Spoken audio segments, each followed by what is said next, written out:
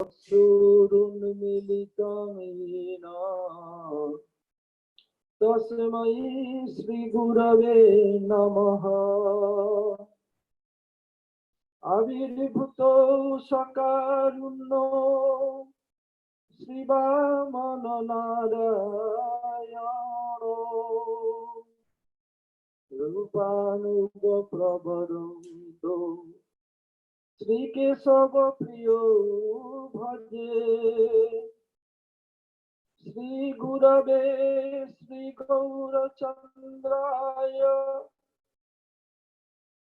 सपरिकयुगलकिशोराय च ब्रजधामाय पुरुषोत्तम क्षेत्राय राधावनाय च नमो नमः। वृन्दायै तुलसीदेव्यै प्रियायै केशवस्य च कृष्णभक्तिप्रदे देवी सप्तवती नमो नमः। सब एक साथ हरे कृष्ण कृष्ण कृष्ण हरे हरे, हरे Ram Ram Ram Hare Hare.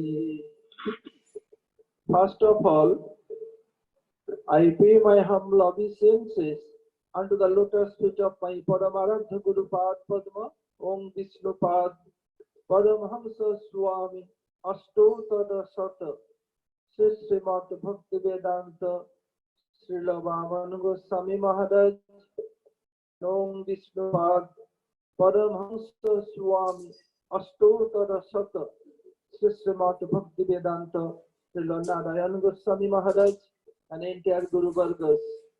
I convey my Dandavat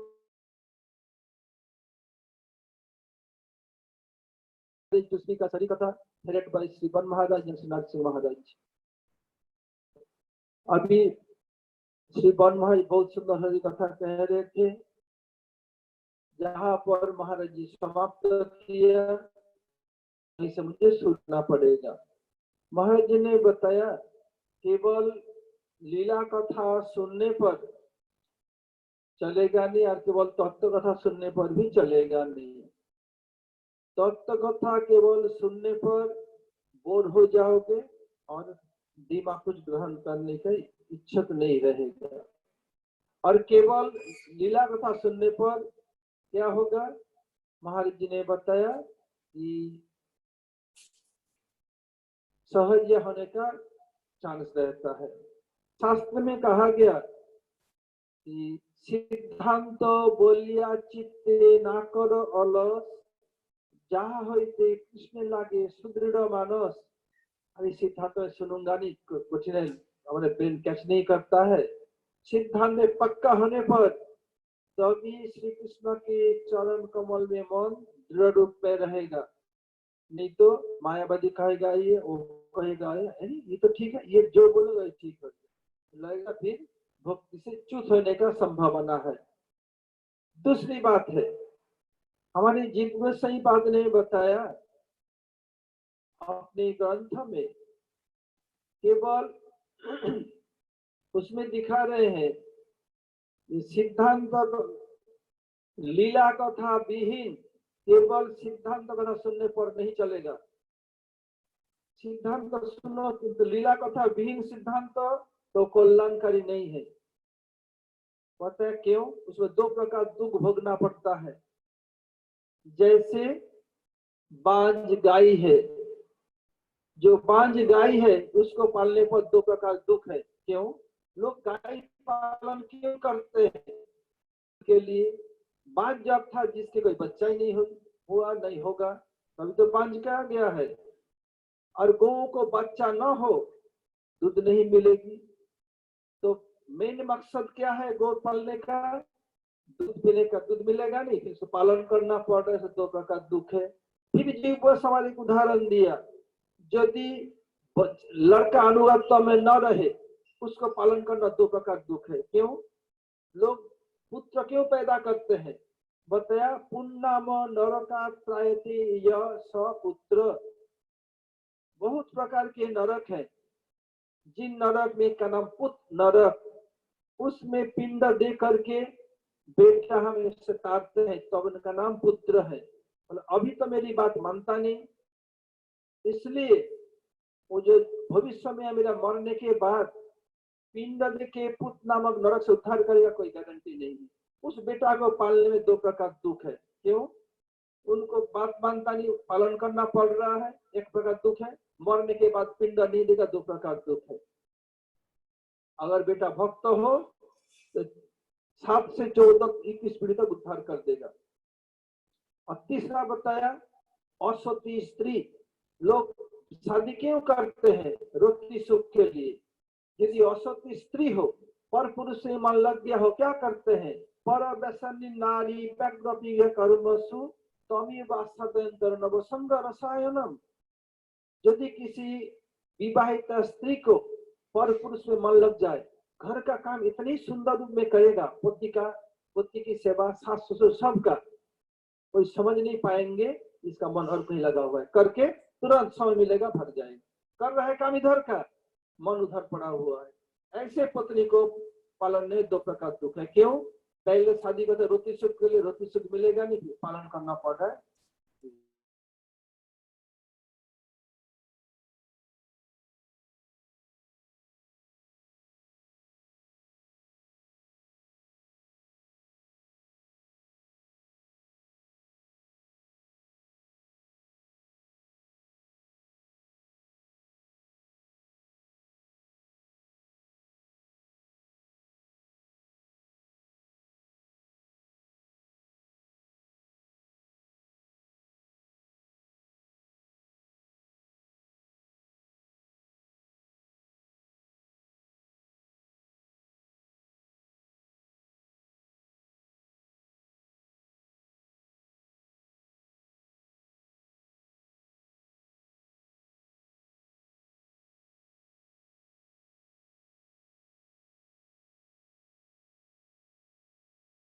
अंतर्दशा समझ गई हूँ।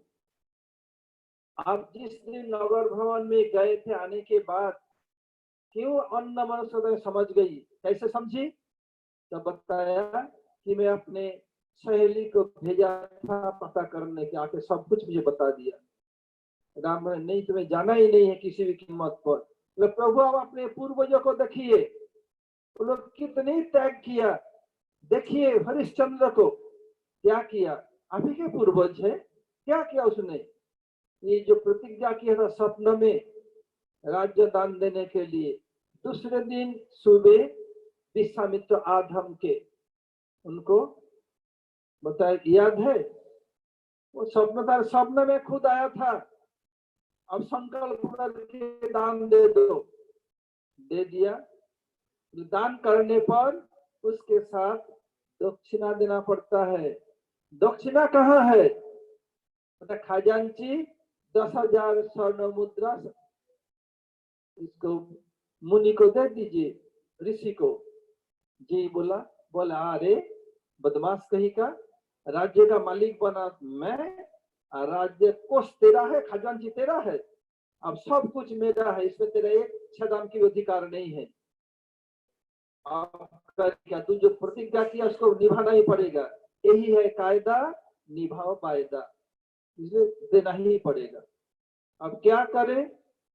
बोले उसे बेचूंगा, अपने को, अपने पत्नी को, बेटा को। बोले हम इसमें देखिए बेच सकते हो, ये सब मेरा राज्य है। एक स्थान बचा है काशी, जो शिव के त्रिशूल पर बसा हुआ है, शिव जी का स्थान है, वही जाके बेच के दिया। सिर्फ यह दिला रही है। देखिए आपका पूर्वजों का त्याग देखिए। और देखिए शिवी महाराज, उस दिन महाराज बता रहे थे कैसे कबूतर बचाने के लिए क्या किया, अपने शरीर काट काट करके तुला दंड में दिया, जब ने फिर खुद चढ़ गए। देखिए मतलब ऐसे त्याग है। आप नहीं त्याग करेंगे, इतिहास आपको क्या कहेगा? अरे ये मेरा खुद निर्णय है। ये निर्णय करके फिर अपने पिताजी को चिट्ठी लिखा, लिख के अब निर्णय कर लिया। प्रभु राम कह रहे लक्ष्मण से जाओ, लक्ष्मण इनको वन में छोड़ के। और लक्ष्मण प्रतिवाद करे, क्या कर रहे भैया, आपके सामने पिता श्री दशरथ महाराज आए, अग्निदेव आए, पवन देव आए, 10 दिक्पाल आए, उसको देखो विश्वास नहीं है, इन प्रजाओं के प्रति का विश्वास हो गया।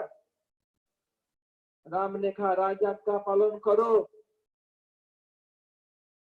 लक्ष्मण चुप, कुछ नहीं कह सके। लक्ष्मण तम आ गए, तभी प्रतिज्ञा किया, अब कभी मैं भविष्य में आऊंगा, छोटा भाई बन के कभी नहीं आना है। अभी क्यों, कभी नहीं, कभी नहीं। इसलिए इस व्यापार को, इस विषय वस्तु को कविराज गोस्वामी चैतन्य चरितामृत में व्याख्या किया है, लक्ष्मण की प्रतिज्ञा। इसलिए इसके बाद जब आए द्वापर युग में बड़े भाई बलराम के रूप में, और कली युग में बड़े भाई नित्यानंद प्रभु के रूप में, मैं उसको आदेश दूंगा, मेरा आदेश को पालन करना पड़ेगा, मैं छोटा भाई बन के नहीं आना है। सेवक धर्म बहुत कठिन है, इच्छा न रहने पर भी करना ही सेवक पद के नाते में बहुत 100% अधिक अनुभव है, मैं मर्म में जानता हूं। इसलिए फिर करके सीता देवी निकल पड़ी। उसने बताया था कि जब छोड़ा उधर, और बताया कि मैं जाऊंगा ऋषि मुनि के आश्रम में, गर्भवती थी, मैं जाके ऋषि मुनि के आश्रम में उन लोग कपड़ा अलंकार ये सब दूंगी, आशीर्वाद, हमारे बच्चे को आशीर्वाद देंगे। कुछ कपड़ा लगता लिया, उसको ठीक से पता नहीं था, उसी दिन उनको तैगेंगे। अब जब रथ से उतरा, लक्ष्मण ने कहा राजा राम ने आपके सदा के लिए त्याग दिया। कैसी बीती होगी, जिनके चरण कमल इतने कोमल है, मखमल से नीचे कभी गया है नहीं। शादी के बाद जंगल जाना पड़ा, अब जंगल के बाद घर में आई, पहली बार गर्भवती हुई, सोचा आसानी से दिन बीतेगा, कैसा रहा दिन, कितने दुख ही दुख है। फिर जाना पड़ा सदा के लिए। राज रानी जनक दुलारी राजकुमार रानी है, जाना पड़ रहा है। इसमें क्या सिद्धांत, क्या शिक्षा है? देखो ये जग समस्यामय है, इसलिए इस जगत में रहते हुए सदगुरु चरणाश्रय करके हमें जाना है भगवत धाम। धाम जब गत्वा निवर्तन्ते तद्धाम परमं मम, वही जाने के लिए हमें शिक्षा दे रहे हैं। इस आगे बढ़ने के लिए राम राज्य कैसे बिकता, जो शास्त्र वर्णन सुनाना चाहता हूँ, उससे पहले आप लोगों को कहना चाहता हूँ, जो लोग श्रीमान महाप्रभु की लीला में आए हैं, लाइन में आए हैं, उनके क्या है अतः मधुरेण समापयत, जब समाप्त करते हैं मिष्टी चीज देकर समाप्त करते हैं। ब्रज में पहले भी मीठा, बाद में भी मीठा, लेकिन महाप्रभु दिखाया नहीं, पहले कड़ुआ लो, फिर क्या होगा, कड़ुआ में पेट के कीड़े को मारेंगे, इसलिए पहले कड़ुआ, और आखिर में क्या है मीठा। क्यों? मधुरेण समापयत, ऐसे। इसलिए मैं आपको मधुर कथा सुनाने के पहले एक कड़ुआ कथा सुनाना चाहता हूँ। आप लोग को हमसे अधिक ज्ञानवान है, विचारवान है, विवेकवान है। आप लोगों को पता है मथुरा में एक दिन में 2 कोरोना का केस आया। एक है कच्ची सड़क उधर, और एक आया चौबियापाड़ा में। उनमें से एक इसी अस्पताल में आइसोलेशन वार्ड में एडमिट है। गुरु की कृपा है, अब तक हम लोग कोई असुविधा नहीं है। ऐसे पुलिस आता ही रहता है। 2-3 पुलिस आई थी। एक दिन सुबह श्री वन महाराज प्रवचन चले गए, मैं शुरू नहीं किया। उस समय आई कि आधा घंटा बैठे रहे, और उस दिन लोग नहीं था, चले गए। फिर 2 दिन पहले आए थे पुलिस को, 10:30 बजे में काम कर रहा था, बात किया, उस समय लोग नहीं थे। और चूंकि दोनों दिन ऐसे गुरु जी के संजोग है, पुलिस दोनों गुरु जी के आश्रित है, इसलिए कोई असुविधा नहीं हुई। अगर इस समय कोई पुलिस आ जाए तो डरना आपका नहीं पड़ेगा, पड़ेगा पहले मुझ पर। और FIR मेरे अगेंस्ट में होगा। इसलिए आप लोगों से निवेदन है कि आप लोगों की सुरक्षा के लिए, मठ वालों की सुरक्षा के लिए, सबकी सुरक्षा के लिए ये प्रवचन आप लोग घर में बैठ के ऑनलाइन सुनिए तो अच्छा रहेगा। मैं तो किसी को ना नहीं कह सकता, मैं तो और लोग आइए, अधिक लोग आइए, पूरा भर जाए, लेकिन परिस्थिति ये अलाउ नहीं करती है। इसलिए 3 मई तक जैसे सरकार निर्देशन मेरे ऊपर एडमिनिस्ट्रेशन फोन भी आया, मेरे पर बहुत प्रेशर भी है। मैं चाहता हूँ टाल दूं, लेकिन इसका कोई उपाय नहीं है। दोनों टाइम जो पुलिस आए थे, दोनों गुरु के शिष्य होने के नाते हमारे कोई असुविधा नहीं। वही लोग ये कह रहे महाराज जी खबर मिल रहा है आपके उधर प्रवचन में लोग आते हैं, मतलब सब खबर रखते करते हैं। इसलिए मेरा ये निवेदन है, आज जिन लोग विशेष सेवा के आते हैं आएंगे, सुबह 8 बजे तक मंदिर में आके दर्शन करके जाए, कोई असुविधा नहीं है। हमें आशा है, उम्मीद है आप लोग मेरे निवेदन को मंजूर करेंगे।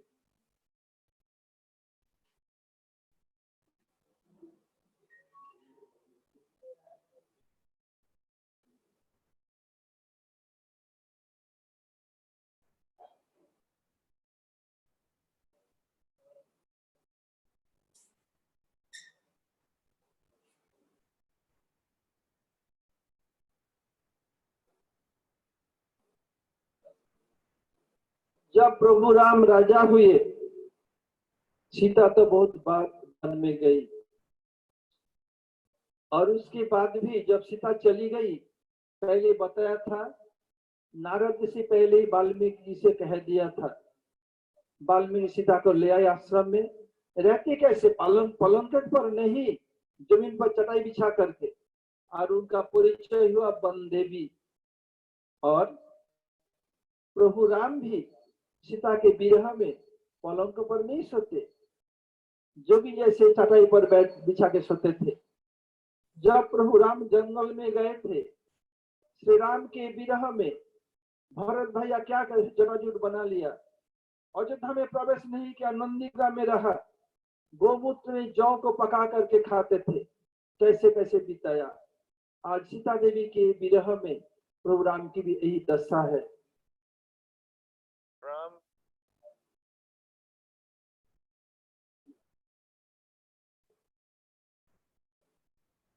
जब प्रभु राम राज्य कर रहे थे, उस समय वन, नदी, पर्वत, वर्ष, द्वीप और समुद्र सब के सब प्रजा के लिए कामधेनु के समान समस्त कामनाओं को पूर्ण करने वाले थे।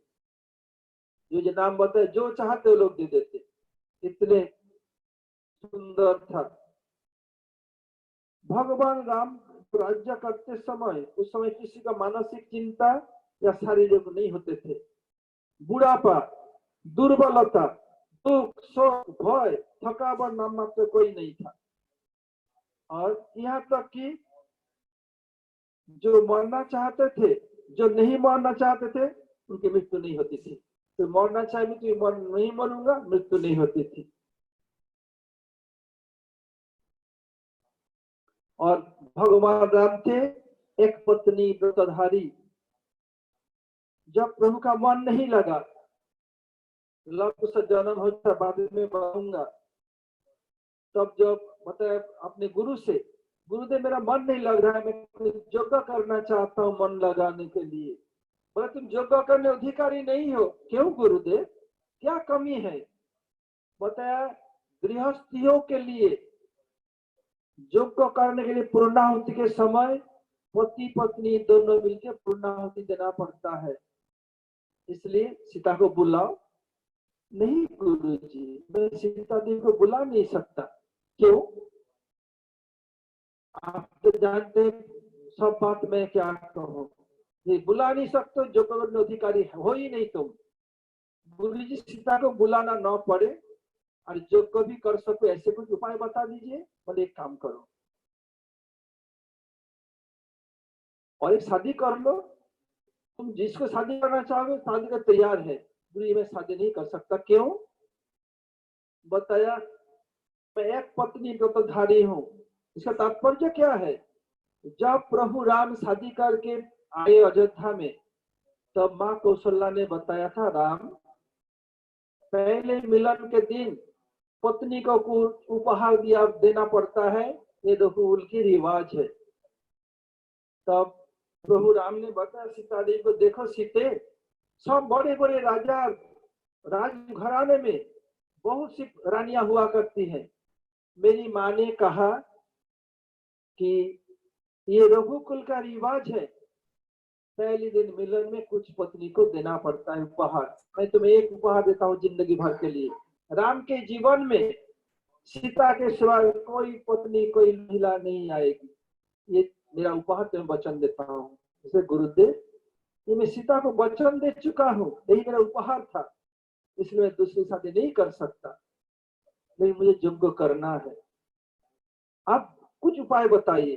तो एक काम करो, ये सोने का सीता का मूर्ति बनाओ, उसमें अभिषेक करके प्राण प्रतिष्ठा करके माए रख के यज्ञ कर सकते हो। ये तो कर सकता हूँ, यही किया था। उसे बाद में बताएंगे डिटेल्स रूप में। फिर आते हैं उनके जीवन में। जब सीता देवी चली गई, बैठे बैठे क्या होता है, वो अयोध्या का याद आता है, कैसे कैसे दिन बीता, अभी खो जाते हैं।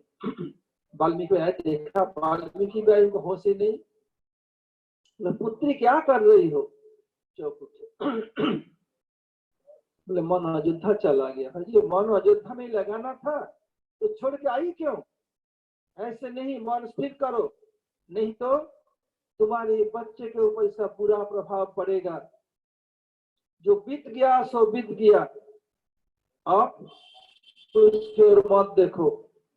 मैं कल बताया था, हम लोग हिस्ट्री एवं मिस्ट्री के बीच में जीते हैं। हिस्ट्री अर्थात जो बीत चुका है, मिस्ट्री जो होने वाला है।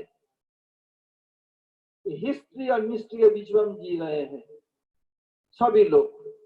और वर्तमान समय किसी को कुछ उपहार देता है, बोला आपको प्रेजेंट देगा। क्यों? प्रेजेंट टेंस, यानी वर्तमान समय में इंग्लिश को प्रेजेंट टेंस कहते हैं। वर्तमान समय किसी उपहार देने के कारण बताते हैं प्रेजेंट कर रहा हूं, क्योंकि हिस्ट्री या मिस्ट्री के बीच में प्रेजेंट है, इसे प्रेजेंट देते हैं। इससे बहुत कुछ शिक्षाएं हैं।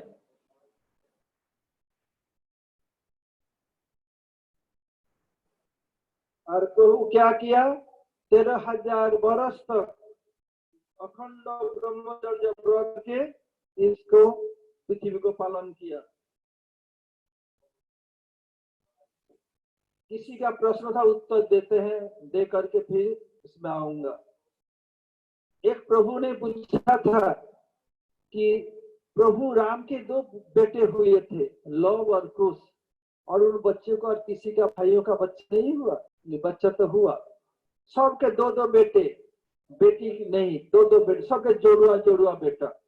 देखो सब चोरू से हुए थे चारों भाई, सबके 2-2 बेटे हुए।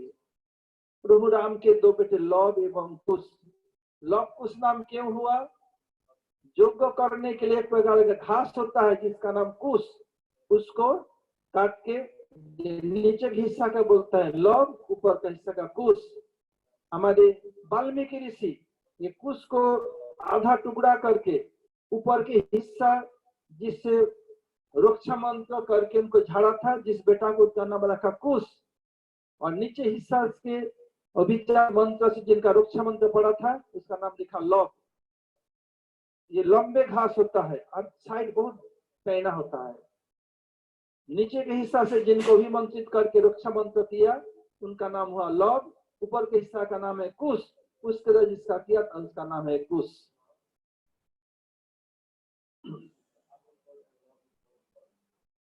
जब लव कुश का जन्म हो रहा है उस समय शत्रुघ्न जी आ रहे हैं मथुरा में लवणासुर को वध करने के लिए। इधर सीता देवी का पुत्र प्रसव हो रहा है, इसमें सूर्य वंश का जो उनका फ्लैग है, पताका फहरा रहा है। कितना सौभाग्य, देखो सूर्य वंश के भावी कर्णधार आ रहे हैं और सूर्य वंश को पताका फहरा रहा है।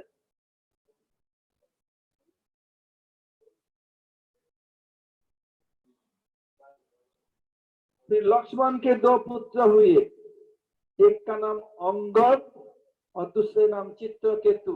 लक्ष्मण के दो पुत्र अंगद एवं चित्रकेतु। इसी प्रकार भरत जी के दो पुत्र तक्ष एवं श्रुतसेन।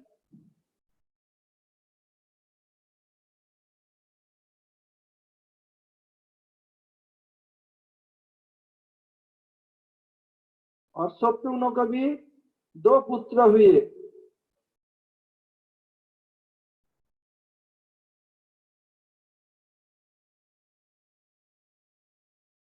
उनका नाम सुबाहु एवं ये भरत के दो पुत्र हुए तक्ष एवं पुष्कल। राम के लव एवं कुश, लक्ष्मण के अंगद एवं चित्रकेतु, भरत के तक्ष एवं पुष्कल, शत्रुघ्न के सुबाहु एवं श्रुतसेन। सुबाहु श्रुतसेन सबके दो दो बेटे। अब इसके बारे में मैं फिर दूसरे दिन आलोचना करूंगा। शत्रु क्यों आ रहे थे? शत्रुघ्न कहते थे प्रभु राम से, भैया शत्रुघ्न है कौन? भगवान की चक्र के अवतार। भरत जी शंख के और शत्रुघ्न चक्र के। तो भैया आप मुझे कभी सेवा का योग्य नहीं समझते, सेवा मुझे देते नहीं। कोई सेवा हो लक्ष्मण नहीं तो भरत। लक्ष्मण सारा जीवन आपके सेवा किया, 14 साल वन में रह करके। इधर भी किसी लक्ष्मण या भरत, आप मुझे तो कुछ गिनते ही नहीं। तो ठीक है, मैं मन में रखूंगा, कभी समय होने पर तुझे बताऊंगा। कुछ दिन बीता, हुआ क्या? कुछ मुनि ऋषि ब्राह्मण लोग आए अयोध्या में। प्रभु राम से बताया, हे राजा राम, हम लोग बहुत दुख कष्ट में जीवन बिता रहे हैं। उधर एक असुर है जिनका नाम लवणासुर, मधुदैत्य का बेटा है। वो पूरा इसमें तहलका मचा रखा है। ये सब ब्राह्मणों को मार मार के खाता है। उनके जनेऊ से कुएं के कुएं पाट दिया। और वो इतनी दुर्धर्ष है, उसको मारना आसान नहीं है। केवल वो जब जंगल में आखेट के लिए जाता है, उस समय वो त्रिशूल को लेके नहीं जाता। केवल उसी समय इसको मारा जा सकता है। त्रिशूल हाथ में हो, मार नहीं सकते। उनका वरदान है शिव जी का। ये तो त्रिशूल तो कुछ भी कर सकते हैं। ऐसे करोड़ त्रिशूल भी हो, चाहे एक तीर से मारना, सब एक साथ मार देंगे। लेकिन भगवान क्या करते हैं? भक्तों का मर्यादा रखते हैं। जैसे प्रहलाद महाराज बताते हैं,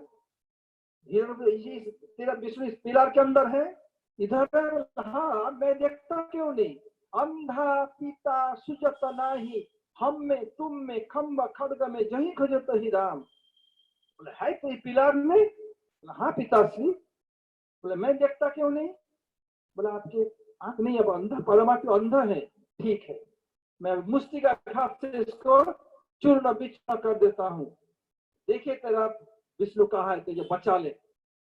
ये मुष्टिघात किया। सत्य विधा तुम निज भृत्त भाषितम स्तंभे सवायाम न मृगम न मानुषम। जब मुष्टिघात किया, अपने भक्तों का आन रखने के लिए वहीं से प्रकट हुए। जब भगवान कृष्ण ने प्रतिज्ञा की था कि मैं अस्त्र धारण नहीं करूंगा महाभारत युद्ध में, विश्व पिता प्रतिज्ञा किया, हरि से अस्त्र कहाऊं, अपने संतान पुत्र कहाऊं। सचमुच अपने बाप संतान का बेटा, तो प्रभु को जरूर अस्त्र धारण छुड़ाऊंगा। एक दिन ऐसे युद्ध कर रहे हैं, विश्व पितामह अर्जुन पसीना लथपथ हो गया। पहुंचते समय चित्ररथियों को मार के शंख बजाते। कोई बात किया, किसे रहा नहीं गया, कूद पड़े रथ से। बहुत युद्ध चल रहा है, रथ के टूटा हुआ पहिया लेके दौड़ पड़े चक्र जैसे मारने के लिए। भूचाल शुरू हो गया। कृष्ण उत्तरी वसन गिर पड़े। कौन है? बलदेव पृथ्वी धारण कर लिया। विश्व स्तुति कर अस्त्र छोड़ दिया। कोई अस्त्र छोड़ दिया, मार नहीं सकते, उसमें नीति था। तो प्रभु धन्य है भक्त वत्सल, आपने प्रतिज्ञा किया था अस्त्र धारण नहीं करेंगे, मैं प्रतिज्ञा के धारण कराऊंगा। आप अपने प्रतिज्ञा तोड़ करके मेरे प्रतिज्ञा रखा, धन्य है प्रभु। ऐसे ही भक्त वत्सल है प्रभु राम भी, भक्त वत्सल है। तो बता दिया कि ये जब त्रिशूल हाथ में रहेगा मरेगा नहीं। तब राम का शत्रुघ्न जाओ, तुम मुनि ऋषि के साथ जाओ, जा करके इसको लवणासुर को वध करके तुम उधर मथुरा में राजधानी बसाओ। शत्रु रोने लगे, भैया आप अपने चरण से मुझे जुदा कर रहे हैं। शत्रु तुम्हें तो मुझे बताया था, मुझे सेवा नहीं देता, ये सेवा का सुयोग है। This is golden chance and golden chance knocks your door once a lifetime। ये तुम्हारा सुवर्ण सुयोग, ये सुवर्ण सुयोग जीवन में एक बार आता है। मतलब जाऊंगा तो भाई जरूर आपका आदेश समान नहीं करूंगा। एक मिनती है, क्या है वो जो इससे रावण को मारे लंका से महादेव लाए थे, मुझे दे दीजिए, उसकी मैं सेवा करूंगा, उसी के बल पर असुर को मारूंगा। ये साक्षात विष्णु है, चक्र है, और राम जी परावस्था रूप है।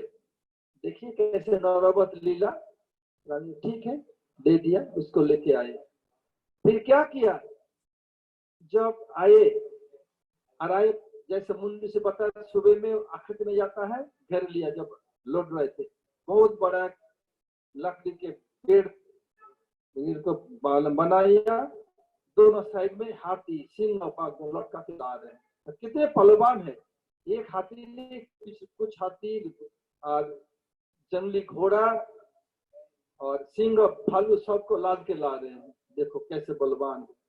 शत्रु कहला युद्धं देहि, युद्धं देहि, आज तो कोई मेरे साथ टिक ना सके तो युद्ध के लिए आ गया। ठहर जा, तेरा युद्ध का पिपा सभी प्यास सभी बुझा देता हूँ।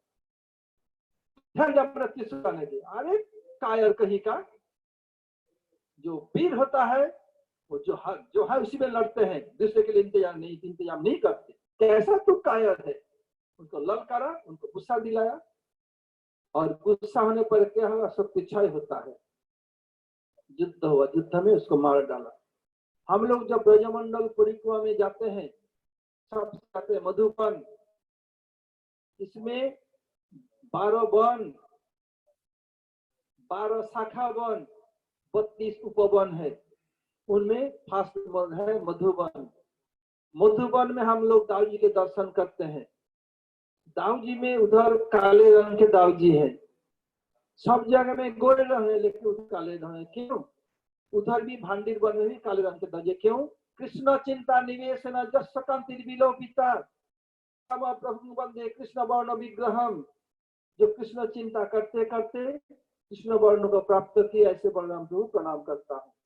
बलराम प्रभु को प्रणाम करके हम लोग जाते हैं कहाँ पर, एक कुंड है, इसका नाम कृष्ण कुंड, कोई मधु कुंड भी बोलते हैं, कृष्ण कुंड।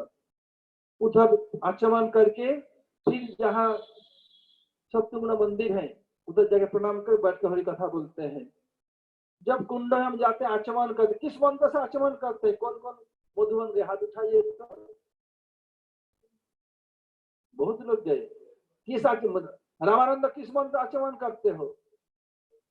हाँ, ननी गोपाल की मंत्र आचमन करे कुंडे?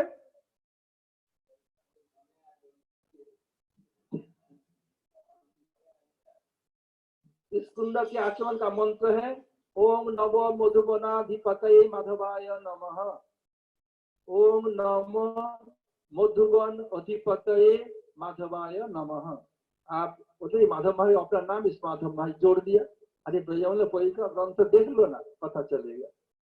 आज यही तक रहे। हरे कृष्ण। अंछा कल्पतरुभ्यश्च कृपा सिंधुभ्यैव च पतितानां पावनेभ्यो वैष्णवेभ्यो नमो नमः। तो चारों भाइयों का नाम बताया। एक का लवकुश है, लक्ष्मण का क्या बताया? अंगद एवं चित्रकेतु, भरत का तक्ष एवं पुष्कल, शत्रुघ्न का सुबाहु सुसेन। याद रहेगा ना? ये राजू पूछा था मुझे प्रश्न, हमने हाँ सब भाई का दो जोड़ा बेटे सभी का है। दो बेटे बोला, मैं तो जानते ही नहीं। बोले तुम तो हरिकथा में आता ही नहीं, जानोगे कैसे? और एक बात है, ये हमारे श्यामलाला है ना, दिल्ली से आया है, वो बोल रहे थे इस समय सबसे अधिक जप हो रहा है करुणा का। ये करुणा के बजाय इसका नाम नारायण होता तो लोग का कल्याण होता। नारायण इस भाईरस का नाम क्यों नहीं हुआ? या भगवान के नाम दूसरे को मारते नहीं, तारते हैं। ये तो मारते हैं, इसलिए इसका नाम भगवान पर नाम हो नहीं सकता है। वो सब बोला था, मैं ठीक उत्तर सबके सामने दूंगा, इसलिए उत्तर में दिया नहीं था उस समय। गौर प्रेमानंदे हरि हरि बोला रहते। भगवान के नाम तारक है, पारक है, मारक नहीं।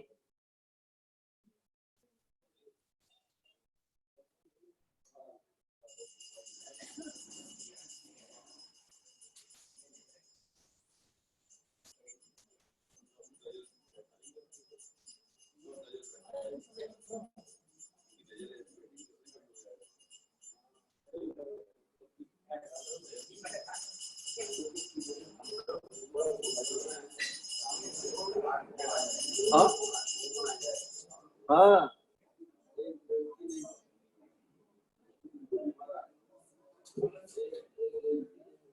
लड़की नहीं हुई